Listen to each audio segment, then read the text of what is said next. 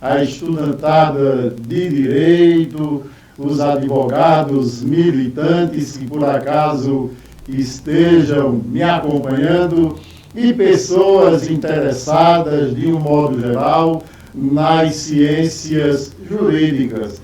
Então, se inscreva neste canal, né? Me ajude aí, dê o seu like, dê sua opinião e dando continuidade ao que nós já vimos nos tópicos 1 e 2, vamos agora, né, dar continuidade no tópico 3º, falando no seguinte assunto, né?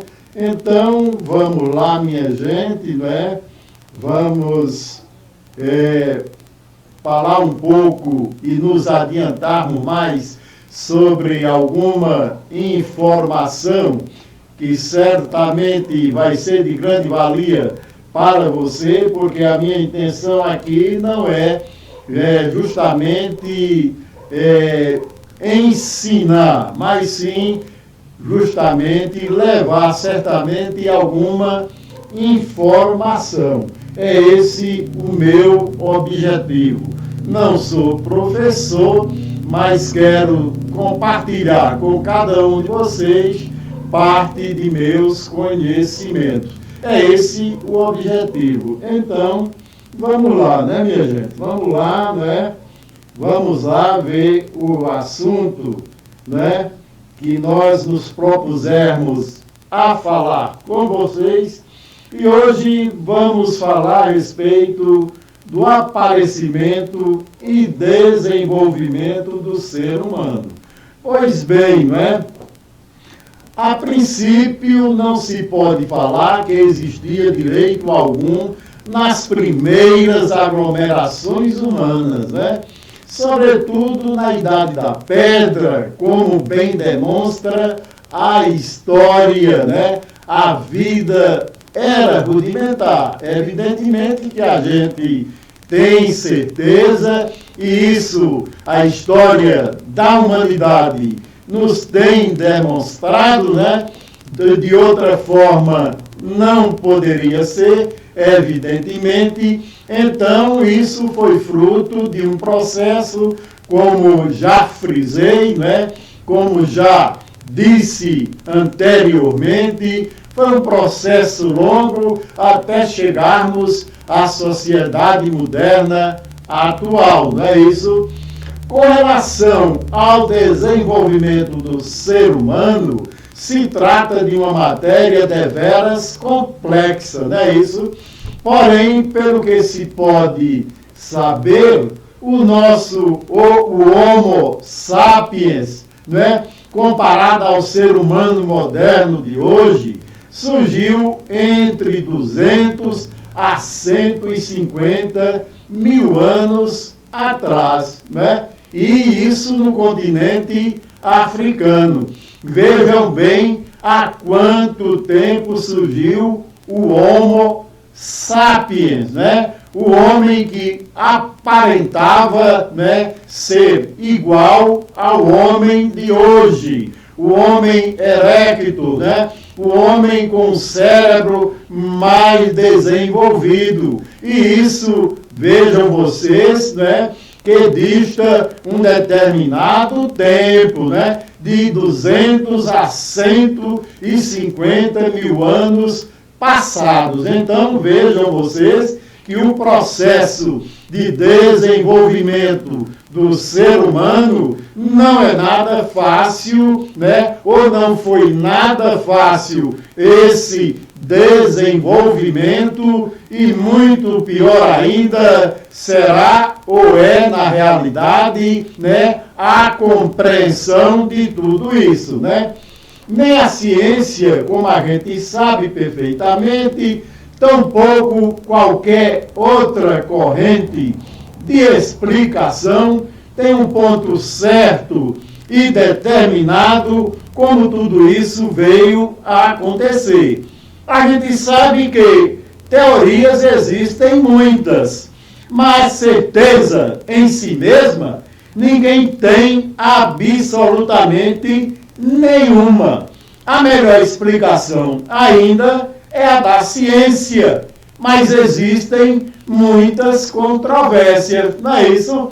Charles Darwin, né, o grande cientista, né, do desenvolvimento humano, né, do desenvolvimento natural do ser humano, tem lá a sua teoria, mas vez por outra, né, aqui, acolá, pontualmente se percebe alguns buracos negros que na realidade não existem explicações, né? Mas na realidade é com base na ciência, onde se pode confirmar, onde se veio a confirmar muitas coisas, muitas teorias com relação à existência, né, a origem e o desenvolvimento de cada um de nós,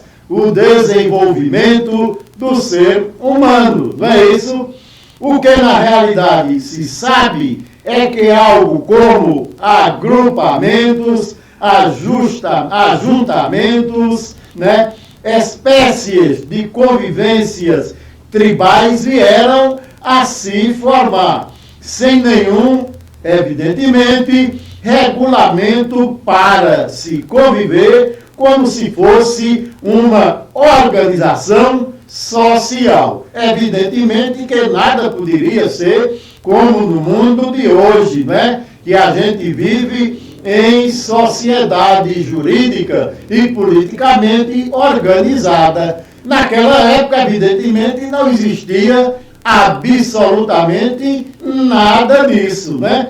Só que, diante de todo esse emaranhado de problemas para aquela época, evidentemente que tinham que surgirem algumas regras, justamente para conter os ânimos existentes, né, entre aquelas pessoas, no sentido de conter as transgressões, se impondo a exigência de regras regulamentadoras e impositivas, né, para a própria convivência desses agrupamentos. Então, com o desenvolver desses agrupamentos, dessas convivências, né, e da existência das querelas, das brigas, né, dos desajustes entre as pessoas, foi a partir daí, né, que foi se imaginando em se impor determinadas regras. E essas regras, evidentemente, foram surgindo por aquelas pessoas, aquelas mentalidades mais experientes, as pessoas mais idosas foram criando regras, impondo aqueles agrupamentos, né, aquelas pessoas que viviam em grupos de tribos, e assim foi que, a partir daí, começou, né, a existir algum resquício, né, alguma coisa aparentemente como algum tipo de lei regulamentar, embora não escrita, apenas pelo costume e pela convivência e vivência daquelas pessoas, foi que foram surgindo determinadas regras para uma possível pacificação social daqueles grupos que ainda viviam se digladiando entre si mesmos, né? E resolvendo as coisas de forma grotescas ao seu modo de vida. Era assim que acontecia, não é mesmo? Então, minha gente, é dessa forma que, evidentemente, tudo isso veio a acontecer com esses fatos, né? Com essa lei existente desde o início de sua formação até passar por um longo processo que veio a se adiantar mais um pouco a partir da Idade Média e do século XIX. Foi que vieram realmente a se firmar as leis, né, de certa forma, não tão avançadas quanto no mundo de hoje. Se bem que no mundo de hoje ainda existem países que praticamente aplicam leis completamente esdrúxulas e inadequadas, a depender do regime adotado, evidentemente. Então, minha gente, era isso que tinha para concluir esse tópico 3 sobre a historicidade do direito. E lá atrás, quando falamos no direito natural e viemos desenvolvendo esse assunto, a gente fica por aqui e no próximo vídeo a gente vai complementar mais algum conteúdo a respeito dessa matéria para depois chegarmos a concluir e passarmos assim para outro tema. Então, minha gente, espero que tenham gostado dessa nossa conversa sobre direito, né? Sobre os primórdios do nosso direito, e assim espero contar com vocês no próximo vídeo. Até lá, né? Dê o seu like, se inscreva neste canal, dê a sua opinião, que será bem-vinda, e eu estou aqui pronto para responder. Até um outro momento e um abraço para todos e para todas.